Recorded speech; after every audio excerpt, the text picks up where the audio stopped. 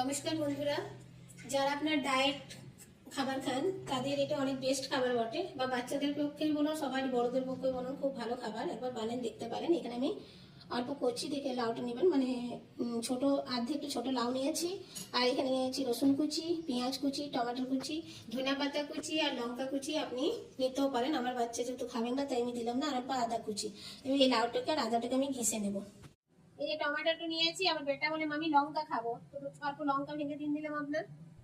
অল্প গোলমরিচ গুঁড়ি দিচ্ছি আপনার।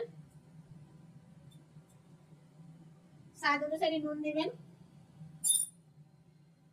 স্বাদ অনুসারে হলুদ দেবেন, অল্প রসুন কুচি দিবেন, অল্প পেঁয়াজ কুচি দেবেন।